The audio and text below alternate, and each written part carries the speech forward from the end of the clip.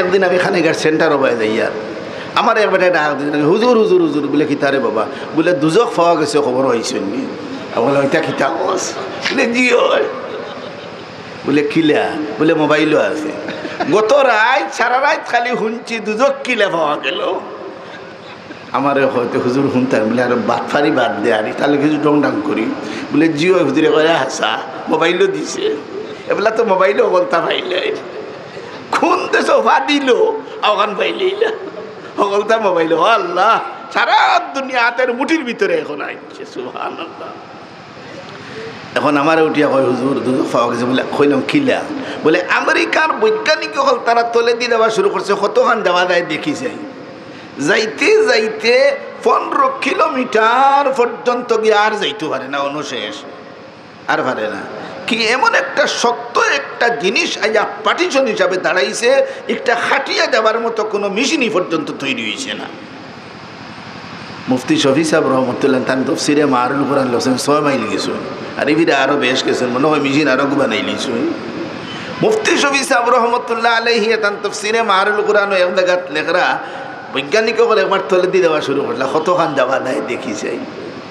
ঢাকার তলে আমেরিকা, তারি ভাই 22 লাখ কিতে লাগে খরচ করতে হয়। খুদি খুদি দাও কিনা 80 না কথা আসা, খুদি খুদি দাও গিয়া। মুফতি শফি সাহেব রহমতুল্লাহ আলী এক জায়গা লেখরা তারা দেওয়া শুরু করছিল, 6 মাইল পর্যন্ত গিয়া আর যাইতে পারছেন না, ফিরিয়ে আসছেন। তে বুঝাদারি গুনতে মেশিনি গু বানাই লিয়েছেন, ফিরে 15 কিলোমিটার গেছেন গিয়া। আর ওখান হাসাকে মিশা তারাও জানো, তারা সকলটি তো বেইমান, খাফিরিকো বেইমান না নিবা, ঠিক ইমানদারি ভাত খিতা পাতিব। ও হে আমার এখন হুজুর 15 কিলোমিটার গেছেন, যাবার বাদে কি এমন একটা জিনিস পার্টিশন হিসাবে দাঁড়াইছে, এই জিনিস খাটিয়ে যাওয়ার মতো কোনো মেশিন তারা নাই, ফিরিয়ে আসছে। অন গিয়া তারা হুনছে, মানুষের সিক্সিল্লানি হুনছে। বাটফারির অবস্থাটা দেখুন, দুনিয়া সারা বাটফারি। ও মোবাইলও তুলে দিছে, কি গুড় আন্দোলন দিতা থেউ জানে আল্লাহ জানুন, কতটা করা যায় না নিবা। আমার মাথা আর ভাই ঠেঙ্গা নিয়ে আর মোবাইল লাগাই দিলেই গরুর মুখে আর ফানোর বডিয়ে নিয়ে লাগাই দিলে না, নিয়ে তো টাকার বার চলছে। এখন যে সময় তারা গেছে দেখি কোনো গিয়া শুনছে সিক্সিল্লানির আওয়াজ, ও মোবাইলও হগিয়ে হর হৌ বাটফারে মোবাইলের ভিতরে মাতে ওর, ওদের চিল্লা নিয়ে বোঝা যায় ওদের উপরে জুলুম আর নির্যাতন চলতেছে। এতে বোঝা গেল এখানে জাহান্নাম। ওই যে শুনছে দুজহ সুবই বোধানি মাথই না ইকান ভাইছে কেন দুজহ সুবই ভাইছে, কোরআন আছে না নিতা, তে তো দেখা যায় কোরআন তো কেউ বাক্কার নে মা হিদে এবার কোরআন মান না, কোরআন থেকে এবার নে দেখা যায়। কয়েক বছর আগে আপনারা শুনছিলা আগামী শুক্রবারে কিয়ামত, ইবিরাকুর বাটফার হলে কিতা করে 23 সালে কিয়ামত, খালি বাটফারি চিন্তা করুক। আর হিগিয়ে বইছে খেরে খান্দা লই লইছিল, আগামী শুক্রবারে কিয়ামত। আমি এই সময় রেঙ্গাত ফোড়াই, আমার বাড়িতে আইছি রাইতে এসার সময়, আমার আম্মা বড় বেজার। গেলে আম্মা গো তুমি তো বেজার এখানে, বলে তুমি কোনটা শুনছো না? বলে না, বলে আগামী শুক্রবারে কিয়ামত। ও চিন্তা করি আর বইয়া আমি কইলাম তোমার কইল কে? বলে তো সারা গাঁওর মানুষে খোঁজলা, তুমি খালি উফতামি করো। সারা গাঁওর মানুষে বালা বালা খাইতিরা আর ফুরকির মাছ তুলি তুলি আর মুরুখ জমা করে খাইতিরা, হইতিরা কিদানো শুক্রবারে কিয়ামত হই যাতে হে কুনানো যাইমু, অত মেহনতর মুরুখ আর মাছ এই জায়গায় বকি আনো খাইলেই। আমি বাইরে বুঝাইলাম গো মা ইটা আন্দালে, তাই মোটামুটি আমার কথা মানলা। পয়লা তাই কইস তুমি খালি উফতামি করো। বাদর দিন গেলাম রেঙ্গাত মাদ্রাসাত গেলাম, হিনে যাওয়ার দেখে আমার এক বেটায় বা 8 স্যার মুরব্বী, এক বেটা মাস্টার বেটায় বা 8 স্যার, ও ভাই আমার লোক খুব খাতির। আমার দেখিয়েও আপনার চকুর বান্ধে হাতে ঠলো বলো করেন, আমার খান্তই না কিতে বলে আপনি কিন্তু হুমচুন না নি? বললেন না, বলে কিয়ামত আগামী শুক্রবারে। বলে তুমি যে আল্লাহ কিল্লা, বলে আমার বাড়ি এক বেটা আইছে টেকা 5,000 লইয়া, তার কাছে পাইতাম ও আইয়া করো ভাই শুক্রবারে কিয়ামতে গেলে খে কুনানো দেয় মুইটা ঠিক ঠিকানা নাই, তোমারও কিন্তু আগে নেও গিয়ে মানুষ। আচ্ছা শুক্রবারে কিয়ামত ইখান কুনান হয়েছে, এই গরুর গরু কুনান হয়েছ শুক্রবারে কিয়ামত হইব, এটা ঠিক নবীজির সহি হাদিসও আছে। ও তো ইকান নিচে হাদিস থেকে নিচে এবার নবী মানে না, নবীনত্ব নেনে শুক্রবারে কিয়ামত ওই গিয়ে হয়েছে আগামী শুক্রবার। এই শুক্রবার ওই গেছে আজ মনে হয় 14 বছর আর যাবো কিয়ামতের খবর নাই।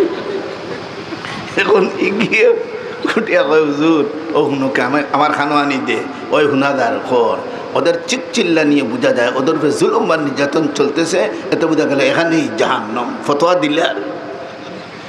এখন আমার দিকায় হুজুরি কান হাসানি, এখন তারা তো আমি বুঝাইতাম হইব, সে তো শুনাইছে তো মোবাইলও শুনা যান কি গে মাতের হিবাদু আল্লাহ সারা মোবাইলও।